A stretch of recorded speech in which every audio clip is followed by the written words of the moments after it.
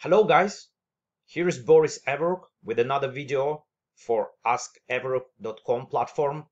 The topic of this video, Sicilian sidelines part 1. I haven't made a decision, but that there will be definitely at least one more video on this topic, maybe two. So what is Sicilian sidelines? Sicilian sidelines is basically every line where white is deviating from Open Sicilian. So we have a lot of basically options on move 2. There could be some options on move 3 after knight f3, avoiding third move d4, and so on. So usually, from my experience, as far as I know, and heard from my students, from different players, usually everyone is excited to get into Open Sicilian with black. Well, they're excited to play either Nador, Rouser, or any other line, Sveshnik or whatever, but a lot of fear about not being able to get some interesting play in case white chooses some sidelines. So I find this topic is very important, and hopefully everyone can benefit from my video. So as you already know, those who follow my webpage as well as YouTube channel, this video will be some kind of introduction of what you can expect from my video. Very quick introduction. So here are e4, c5, and in this video I will be covering 7 different second moves for white. So there comes, well, huge choice. Well, I mean, quick review. So potentially, this gambit line, which called wing gambit. So how to react. Well, I understand some players even never had a chance to watch this. Maybe it's never happened in their game. So it's very important. You study once, and then you're good to go for many years, I guess. Well, just maybe with a few updates. So that's the main purpose of this video. So after c4, there are a couple of ideas for white. One is a3, playing in the spirit of Benko gambit. So then a5. I decided a5 is the best move. Definitely d5 is also quite interesting, but my file will be focused on a5. So now after d4, my choice will be d5. This is well known. And after ed5 to play knight f6. Not everyone knows that knight f6 is still a good move here, slightly better than queen d5. Now the next move I will be covering is knight f3. I don't know exactly what is the official name of this variation, but it's for some reason it's kind of associated with the name of Russian grandmaster Vadim Zvyagintsev, who is well known for employing this move in many games. What is black setup? Black basically everything is open. Well, black can play anything, but as usually happens in sidelines, Sicilian sidelines, fianchetto is the best choice. g6 followed by bishop g7. This line is covered as well with the main options for white, which is plan where white goes with knight f3 or f4. Now after knight f3 we have f4. Well, I find it's extremely important here to meet this move with d5, with very challenging d5. Otherwise white can get some improved versions of closed Sicilian. So the point of d5, ed5, again, we are seeing here move knight f6.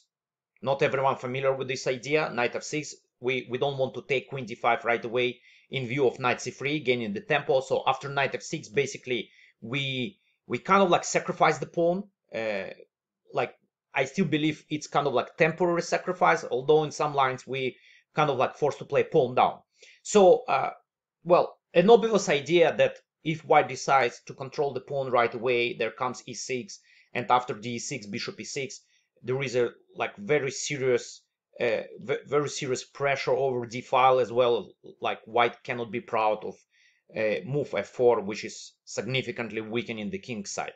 So that's a wonderful position for black. Therefore, in this situation, usually white players opt for bishop b5 check. And now, after serious investigation, I decided to choose knight d7 instead of bishop d7, which is probably also perfectly fine. Knight b7 with the idea, here's the model line what can happen after c4. Fianchetto is coming, g6 followed by bishop g7. So we play fianchetto, and then once the fianchetto played, we have knight b6 move that will kind of like challenge white light square bishop, so it's misplaced on b5. a6 is coming, as well as e6, and basically the same idea. It's of course a little bit better version for white after d6 bishop e6, but still a lot of compensation and a lot of pressure over d file. So a wonderful position, wonderful counterplay for black. What is important in every line that I mentioned before, there are like really good chances for white to take over in the opening. This is what I like. I think like if you are faced with sidelines, why not to fight for advantage with black? So here knight e2, it's very tricky move actually. Knight e2, the whole point of this move that white maintains the option of playing d4 and transferring the game into open Sicilian. So for instance, if neither player decides to play knight c6 in this position, there could come d4 and suddenly the player will end up in some, let's say, Rouser or Sveshnikov, so which is like doesn't fit the repertoire obviously. So we have to be careful, and I basically what I did here is like for mostly for neither player, so I decided just to go d6. Basically, it's not only for neither players, but it's a good fit for every Sicilian player who plays like Rouser, Dragon, or any other variation in Sicilian. So here basically after this we enter close Sicilian. I mean, there is still an option d4, but obviously I'm not covering it here. So g3, g6, bishop g2, bishop g7, d3, knight c6, castle. So just a normal position, h3, followed by f4. That's kind of like pretty normal closed Sicilian, even though like if somebody plays closed Sicilian right away, knight c3, I would rather prefer setup with e6 and knight on e7. Here we were kind of forced to have knight on f6, so we should know how to react also with this setup. So the thematic idea obviously is well known here. We start preparing b5, and this is where our counterplay. After f4, there are many choices here for black how to continue in terms of like different setups. For my answer to this question, what exactly how we arrange pieces, please watch my video. So another move that covered in my file, a3, looks like very strange. Definitely it's just a sideline, but nothing dangerous about this. So as I already mentioned a few times, g6, like when there is an option of fianchetto, it's always a good choice for black. g6, let's say before I'm covering as well h4, absolutely crazy idea. a3, h4 just cannot work well. After knight f6, we probably have better chances with black. So after before, it's just like more or less positional game. Knight c3, d6. There is nothing dangerous about this line. So another move covered here is g3. So once again, looking for kind of like close Sicilian positions.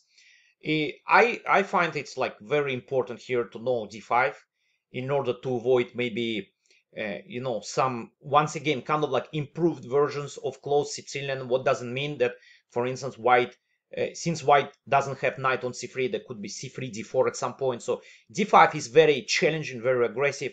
The main point here that after e d5, queen d5, and knight f3, bishop g4, bishop g2, we play queen e6 check, and we basically force king f1 because queen e2 is really ugly move. Black is better after this. After king f1, there is quite interesting double edge play, but with the precise play, that you can find obviously in my file, black is doing really great with good chances to have some kind of like initiative or take over quite soon in the opening. So those are like lines, and now finally my main line here in this video will be b3 move, where like I know this move is quite popular like among my students.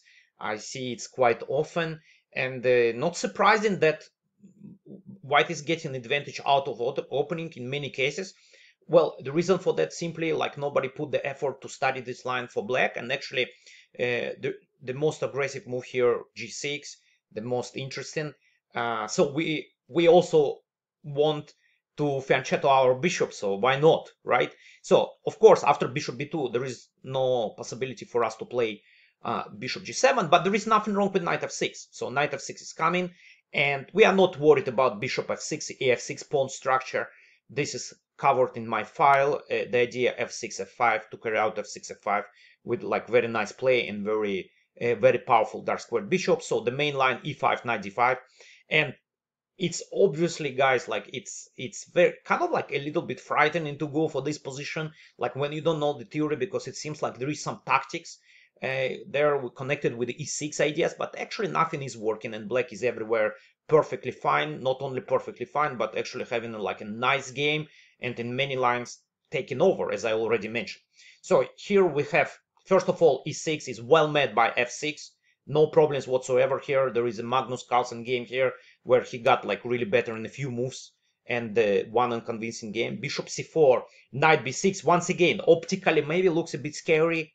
There is e6, there is bishop f7, but we are well prepared for both. So in case of bishop f7, we play king f7, e6, and obviously king g8, basically getting two bishops for the rook, and probably clearly better game. I mean, for sure, clearly better game, almost a winning position even, I would say. And after e6, once again, we have f6, and there is nothing wrong about this. We actually getting rid of powerful e5 pawn, which definitely favors black. So here's like the small introduction, so-called recap of my material.